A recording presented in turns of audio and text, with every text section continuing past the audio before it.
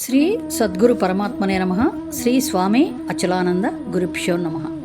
విభూతి యోగం 39వ శ్లోకం. యత్ చ అపి సర్వభూతానాం బీజం తత్ అహం అర్జున. న తత్ అస్తి వినా యత్ స్యాత్ తత్ మయా భూతం చరాచరం. యచ్చాపి సర్వభూతానాం బీజం తదహమర్జున.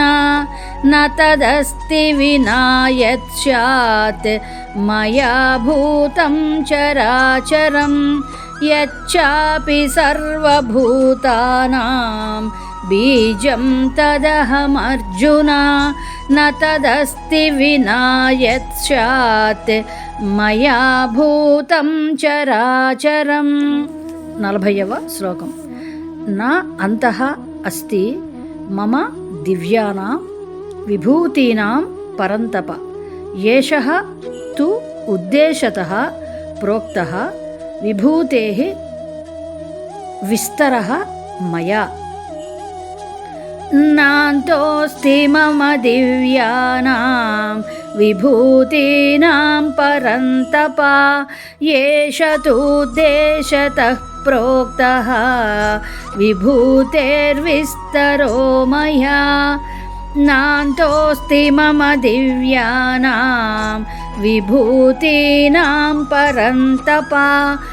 ఏష తూద్దేశతః ప్రోక్తః విభూతేర్విస్తరో మయా. 41వ శ్లోకం. యత్ యత్ విభూతిః మత్ సత్వం శ్రీమత్ ఊర్జితం ఏవ వా.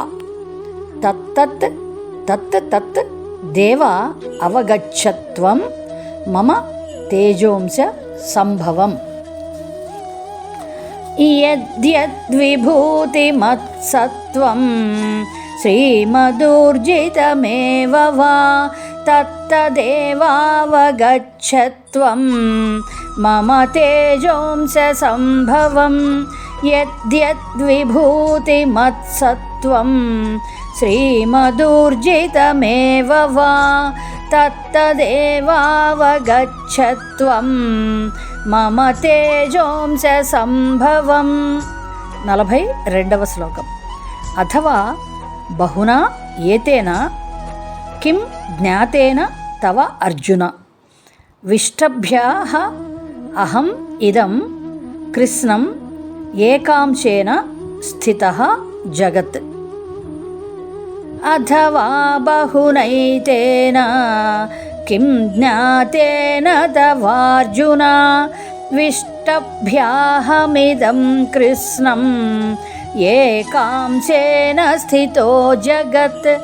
అథవా బహునైతేన కిం జ్ఞాతేన తవార్జున. విష్టభ్యాహమిదం కృష్ణం ఏకాంశేన స్థితో జగత్. ఓం ఇతి శ్రీమద్భగవద్గీతాసు ఉపనిషత్సు బ్రహ్మ విద్యాయాం యోగశాస్త్రే శ్రీకృష్ణార్జున సంవాదే విభూతియోగో నామ 10మోऽధ్యాయः సమాప్తం. ఓం తత్సత్. జై గురుదేవ్.